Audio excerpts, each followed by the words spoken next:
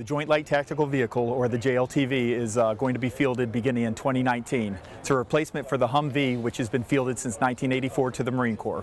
The JLTV boasts a 340 horsepower Duramax engine dressed out by Gale Banks, as well as an Allison 2500 series transmission. Allison is the primary vendor that feeds all our other tactical vehicles, so there's a lot of commonality that the Marines will be able to identify quick and be able to fall in on.